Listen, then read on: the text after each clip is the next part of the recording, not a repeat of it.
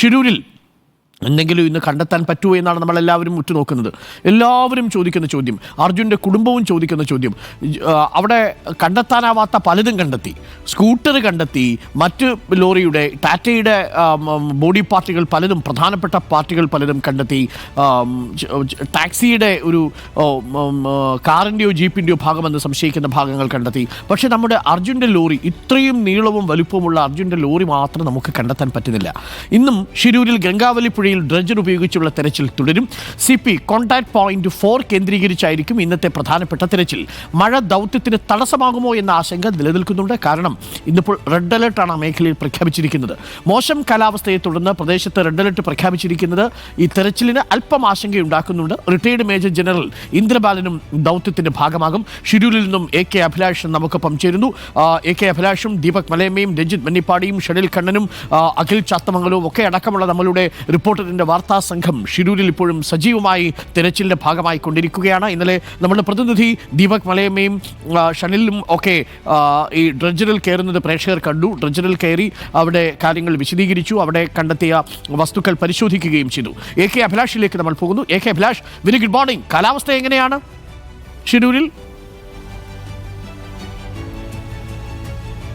Good morning doctor Arunkumar. ഇന്നത്തെ ഏറ്റവും വലിയൊരു പ്രതിസന്ധി എന്ന് പറയുന്നത് ഈ കാലാവസ്ഥ തന്നെയാണ്. കാരണം മൂടിക്കെട്ടിയ അന്തരീക്ഷമാണ്, അതോടൊപ്പം തന്നെ ശക്തമായ കാറ്റ് വീശുന്നുണ്ട്. ഇന്ന് റെഡ് അലേർട്ട് പ്രഖ്യാപിക്കപ്പെട്ടിരിക്കുന്ന ഒരു സാഹചര്യത്തിൽ ഇന്ന് മഴ പെയ്യാനുള്ള ഒരു സാധ്യത കൂടിയുണ്ട്. അതായത് പ്രതീക്ഷകൾക്ക് മുകളിൽ കരിനിഴൽ വീഴ്ത്തിക്കൊണ്ട് ഈ കാലവർഷം അല്ല ഈ കാലാവസ്ഥ മാറുന്നു എന്നതാണ് ഏറ്റവും പ്രധാനപ്പെട്ട പ്രശ്നം. അതുകൊണ്ട് തന്നെ ഇന്ന് ഏതെങ്കിലും തരത്തിൽ ഡ്രഡ്ജിങ് എത്ര സമയത്തോളം നടത്താൻ കഴിയുമെന്നുള്ളൊരു ആശങ്കയൊക്കെ ഉണ്ട്. കാരണം പ്രധാനമായും അവർ പറയുന്നത് മഴ പെയ്യുന്ന ഒരു സമയത്ത് ഡ്രഡ്ജിങ് നടത്തുക അത്ര സുഖകരമായ ഒരു കാര്യമല്ല, ദുർഘടമായൊരു സംഭവമാണ് എന്നാണ് അവർ പറയുന്നത്. ഏതായാലും ഇന്ന് CP 4 കേന്ദ്രീകരിച്ചുള്ള ഒരു തെരച്ചിലേക്കായിരിക്കും പോവുക എന്നാണ് അറിയാൻ കഴിയുന്നത്. കാരണം ഇന്നലെ കൃത്യമായ ഏകോപനത്തോടു കൂടിയും അതോടൊപ്പം തന്നെ ലക്ഷ്യബോധത്തോടുമുള്ള ഒരു ദൗത്യമാണ് ഇന്നലെ നടന്നത്. കാരണം ഈ കോൺടാക്ട് പോയിന്റ് 1, 2 കേന്ദ്രീകരിച്ച് നാവികസേന മാർക്ക് ചെയ്ത് ആ മേഖല കേന്ദ്രീകരിച്ച് കൃത്യമായ അവിടെ ആഴത്തിലൊരു തെരച്ചിലൊക്കെ നടത്തി. അവിടെ നിന്ന് പല ലോഹഭാഗങ്ങൾ കണ്ടെത്തുകയൊക്കെ ചെയ്തു. പക്ഷേ അവിടെ നിരാശപ്പെടുത്തിയത് അർജുൻ്റെ വാഹനത്തിൻ്റെ കൂടുതൽ ഭാഗങ്ങളൊന്നും കണ്ടെത്താൻ കഴിഞ്ഞിട്ടില്ല എങ്കിൽ പോലും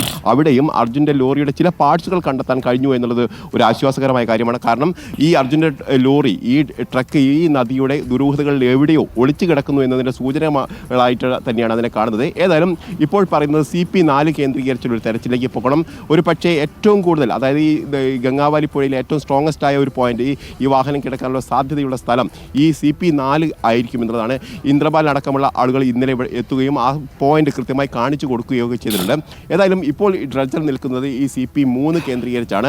അവിടുന്ന് ഏതാണ്ട് ഒരു 100 മീറ്ററോളം അകലെ, ഒരു 60-70 മീറ്ററോളം അകലെ മാറിയാണ് ഈ CP 4 ഉള്ളത്. ഇപ്പോൾ ഞാൻ നിൽക്കുന്ന ഈ മേഖലയിൽ നിന്ന് തീരത്തുനിന്ന് ഏതാണ്ട് 132 മീറ്ററോളം അകലെയാണ് ഈ CP 4 ഉള്ളത്. ആ മേഖല കേന്ദ്രീകരിച്ച് തെരച്ചിൽ നടത്താൻ ദുർഘടം പിടിച്ചൊരു തെരച്ചിലായിരിക്കുമെന്ന് തന്നെയാണ് ഇന്നലെ ഇന്ദ്രബാലൻ വ്യക്തമാക്കിയിരിക്കുന്നത്. കാരണം അവിടെ കൂടുതൽ മണ്ണുണ്ട്, അതോടൊപ്പം തന്നെ മറ്റ് പല സാധനങ്ങളും അവിടെ അടിഞ്ഞുകൂടിയിരിക്കുന്ന ഒരു സാഹചര്യം കൂടിയുണ്ട്.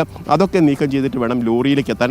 ഏതായാലും വളരെ പ്രതീക്ഷ ഏകുന്ന ഒരു ഘടകം എന്ന് പറയുന്നത് ഈ തെരച്ചിൽ അവസാനിപ്പിക്കാൻ പോകുന്നില്ല. ഇതിനൊരു റിസൾട്ട് ഉണ്ടായതിനു ശേഷം മാത്രമേ ഇതിനെ അവസാനിപ്പിക്കൂ. അതിന് ദിവസമോ പണമോ പ്രശ്നമല്ല എന്നാണ് ഇന്നലെ കാർവാർ MLA വളരെ വ്യക്തമായി തന്നെ പറഞ്ഞിരുന്നത്. കാരണം ഈ തെരച്ചിൽ ഈ കാലാവസ്ഥാ വ്യതിയാനത്തെ തുടർന്ന് തെരച്ചിൽ അവസാനിപ്പിക്കുമെന്നുള്ള ഒരു അഭ്യൂഹങ്ങളൊക്കെ പ്രചരിച്ചിരുന്നു. അതൊക്കെ തള്ളിക്കൊണ്ടാണ് ഇത് മുഖ്യമന്ത്രി തന്നെ നേരിട്ട് ഏറ്റെടുത്തുകൊണ്ട് ഉള്ള ഒരു പരിപാടിയാണ്, ഒരു ദൗത്യമാണ് നടക്കുന്നത്. അതുകൊണ്ട് തന്നെ അത് നിർത്തിവെക്കാൻ ഉദ്ദേശിക്കുന്നില്ല എന്നുള്ള കാര്യം പറയുമ്പോൾ കൃത്യമായും നമുക്ക് മലയാളികൾക്ക് ഒരു ആശ്വാസകരമായ കാര്യമാണ്. കാരണം അർജുനെ കണ്ടെത്തുന്നവരെ ഈ തിരച്ചിൽ തുടരും. അതായത് CP 4 കേന്ദ്രീകരിച്ച് മാത്രമല്ല, ഇന്ന് CP 4 ഇത് കണ്ടെത്താൻ കഴിഞ്ഞിട്ടില്ലെങ്കിൽ പുഴയുടെ മറ്റ് മേഖലകളിലേക്ക്, അതായത് CP 1, CP 2 ഇന്ദ്രബാലൻ കണ്ടെത്തിയിരിക്കുന്ന ആ ഭാഗങ്ങളൊക്കെ കേന്ദ്രീകരിച്ചുള്ള ഒരു തെരച്ചിൽ നടത്തും. ഏതായാലും CP 3 ഇപ്പോൾ ഈ ഡ്രഡ്ജർ ഉള്ളത്. ഇവിടെ നിന്ന് നീക്കിയതിന് ശേഷം ഒരു പക്ഷേ അവിടെ നിന്ന് തെരച്ചിൽ തുടങ്ങി ഈ CP 4 എത്തുകയാണോ എന്നുള്ള കാര്യത്തിൽ നമുക്ക് വ്യക്തതയില്ല. കാരണം CP 3 ടവറിന്റെ ഭാഗങ്ങളൊക്കെ അതിൻ്റെ ഒരു ഭാഗമൊക്കെ ഏത് ഭാഗത്താണ്? CP 2 CP 3 CP 2 ദൂരം 65 മീറ്ററും CP 3 ദൂരം 110 മീറ്ററും CP 4 ദൂരം 132 മീറ്ററും CP 1 165. അവിടെയാണ് വലിയ സാധ്യത കുറവ് ഉള്ളത്. പക്ഷേ CP 4 132 മീറ്റർ അകലെയാണ് തീരത്ത് നിന്നും, ഈ ലക്ഷ്മണ ധാബയുടെ കടയിൽ നിന്നും. ഇപ്പോഴും ഈ കുടുംബം വിശ്വസിക്കുന്നത് ലക്ഷ്മണ ധാബയുടെ താഴെ തന്നെ ഉണ്ടാവില്ലേ എന്നുള്ളതാണ്. പക്ഷെ അവിടെയല്ല ഇപ്പോൾ തിരച്ചിൽ നടക്കുന്നത്. CP 3 CP 2 ഒക്കെയാണ്. അപ്പോൾ CP 4 ഇന്ന് പോകുമ്പോൾ ഒരു ആശങ്ക, അവിടെ ഈ ക്രാഷ് ഗാർഡ് കണ്ടെത്തി അതേ സ്ഥലത്താണോ ഇന്നും തെരച്ചിൽ നടത്തുന്നത്, അതോ പുതിയ സ്ഥലം ആണോ തെരച്ചിൽ?